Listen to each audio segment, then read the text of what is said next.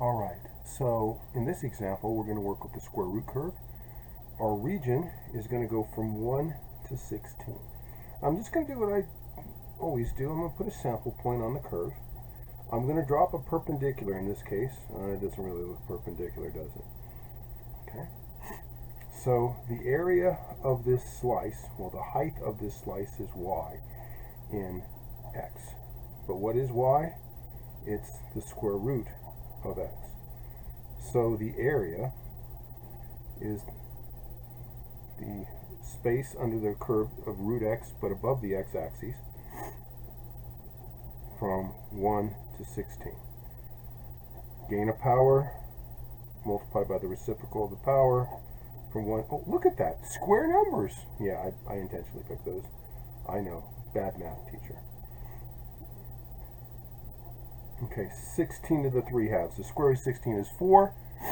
4 cubed is 64. 64 minus 1, I hope, is still 63. If I'm multiplying right, 42 square units. Now, let's go and verify this with our graphing calculator.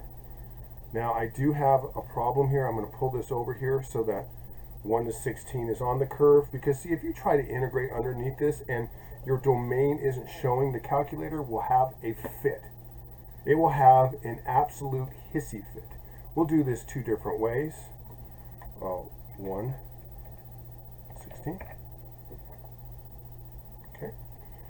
The other way we will do this, we are in calculus class. We want an integral from 1. We'll hit the tab button to 16. We'll hit the tab button. And this time, I'll just use the square root of x key, And don't forget the dx, like Mr. Isaac did for the dx. All right. Now, this time, though, when I made this graph, I gave you enough space that we could do this. Now, look, what I'm going to do is, look, I know 1 is 1, 4 is 2, 16 is 4, 1, 2, 3, 4. Okay, and then just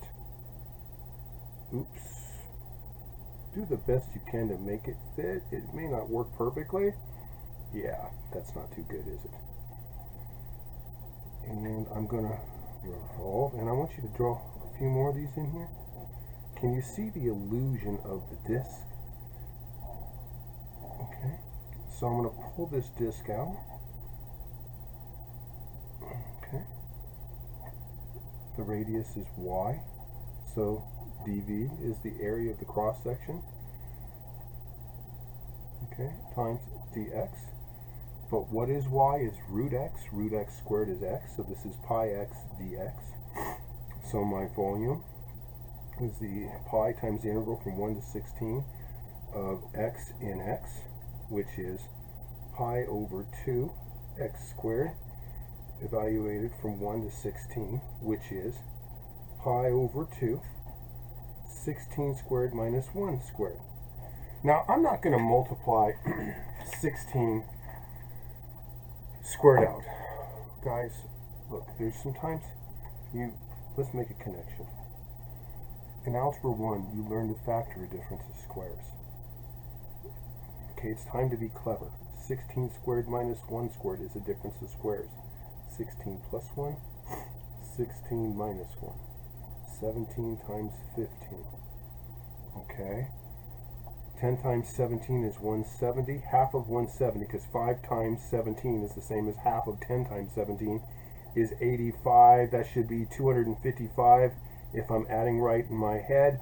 Don't forget the 2 halves, cubic units. Now, let's see if this worked, if I multiplied right in my head today. So, we're going to add a graph.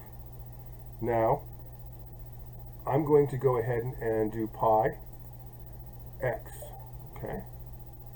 Now, let's think about that. From 1 to 16, 16 pi. Pi is about 3, so 48. Let's try 50. Hey, so what if it's not perfect? But Mr. Isaac, that's ugly. Okay. We'll make it every 5. That's not so bad. And I'm going to clean this up. We'll go from 0, oh, hold on, tab, and we'll go to 20. Okay, and then I'm going to go to menu. I'm going to go to window, window settings. Okay, we're going to count by 5s just to make this nice.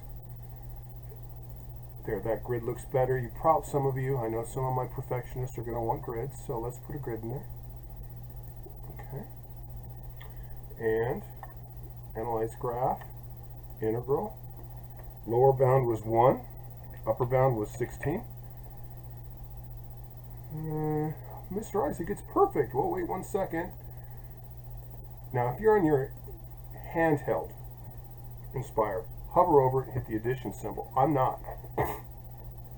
Well, I'm going to go backwards, and in this case, I'm going to go pi times, I'm in calculus class, I have an integral from 1, this is x, to 16. Don't forget the dx. Hey, that's what we came up with. So look, you want to practice using your, I know we don't use a lot of the technology often in class because we keep going on the fly, but you really need to get better with that handheld, because on that exam, that's all you get. You can't bring in a computer. We'll talk more about that in class.